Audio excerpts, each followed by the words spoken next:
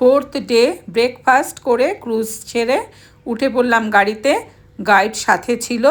আমরা লাক্সর ঘুরে দেখব এবার। আমরা এখন যাচ্ছি নীল নদের পশ্চিম পাড়ে ভ্যালি অফ কিংস, এবং সেখানে আমরা পরপর অনেকগুলো দর্শনীয় স্থান দেখব। প্রথম দেখব ভ্যালি অফ কিংসে 4টে টুম, তার মধ্যে 3টে টুম আমাদের টিকিটের দামের মধ্যে ইনক্লুডেড 750 ইজিপি, এবং একটা টুম যেটা টুটানখামেনের টুম সেটা আমরা আলাদা করে সেপারেটলি টিকিট কেটে ঢুকবো। ওটার পার টিকিট 700 ইজিপি, এবং ওগুলো দেখা হয়ে গেলে আমরা যাব টেম্পল অফ লাক্সার দেখব, তারপরে টেম্পল অফ কর্নাক দেখব, আর হাটসাকুর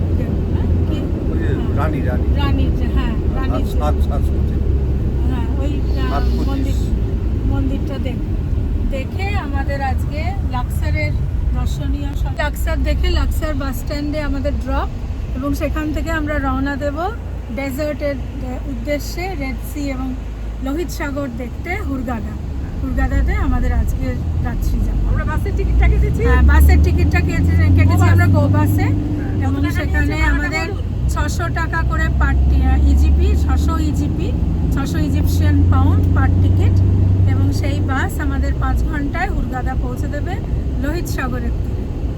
দারুণ ইনফরমেশন পেয়ে গেল। আর মানে রানীর হাইটটা কি, ওটা হাঁটুর কাছে দুটো মূর্তি আছে দেখুন, ওটা রানী, ওই দুটো টিকিট তো গোয়াঙ্গা এনি ডিজাইন মতো, যেটা ওপেন হপ যেমন টিকিটের মধ্যেই বাস ধরা ছিল, এখানে আলাদা ওই গিজার মতো নালে আমরা আলাদা হয়ে ব্যাটারির গাড়িগুলো থাকার জন্য কিন্তু খুব উপকার হয়েছে। প্রচণ্ড গরম, হাঁটতে হয়নি। এগুলো একটা স্পট থেকে আর একটা স্পটে কিন্তু নামিয়ে দিয়েছে, এবং ওই টিকিটের মধ্যেই টাকা ধার্য করাই ছিল।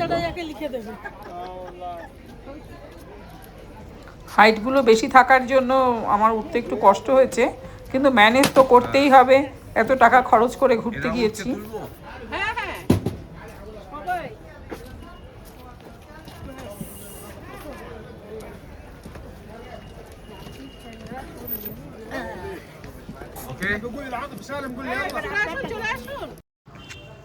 সব টুমগুলোই কিন্তু এরকম নিচের দিকে। এটা হচ্ছে এন্ট্রান্স, এখান থেকে ঢুকতে হবে ভেতরে।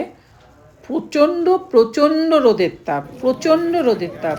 যাই হোক, সিঁড়িগুলো কিন্তু বেশ ভালোই, আস্তে আস্তে ধাপে ধাপে নামা যায়, কোনো অসুবিধা হয় না।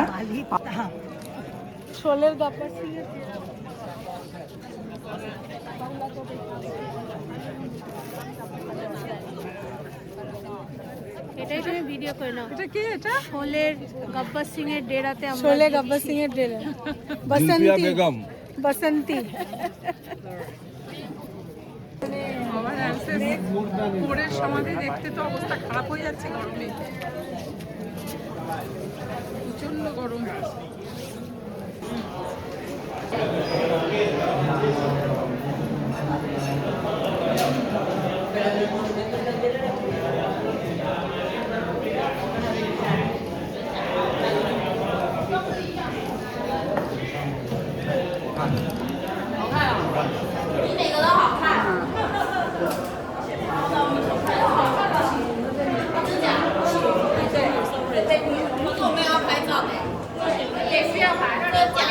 আমরা রামসেস 4-এর টুঙে প্রথমে ঢুকেছিলাম।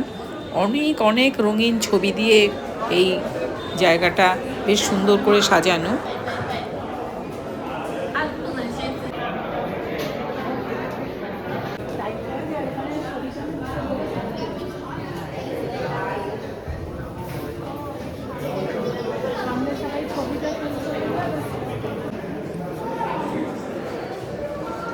এই তো, এটা একটা পদক্ষেপ করতে হবে।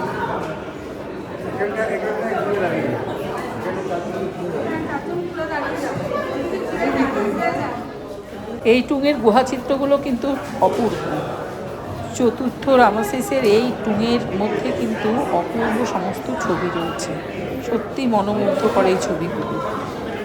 পাথরের এই যে সার্কোফোকাসটা আছে, এর মধ্যেই কিন্তু মমিটা রাখা ছিল।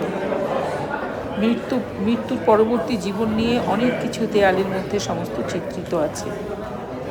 এখন কিন্তু এই চতুর্থ রামসিসের যে মমি সেটা কিন্তু কায়রোতে মিউজিয়ামে রাখা আছে।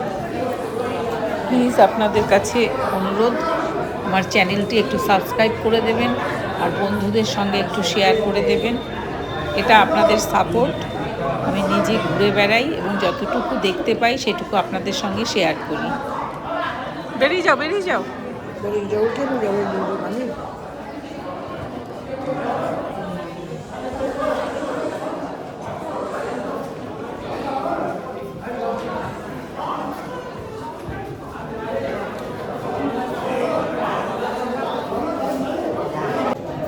এরপরে আমরা যাই তুতেন খামুনের সমাধি দেখতে, যদিও আমি নামিনি। এই সিঁড়িটা দেখেই ভয়তে আমি নামিনি। ভালো থাকবেন, আনন্দ।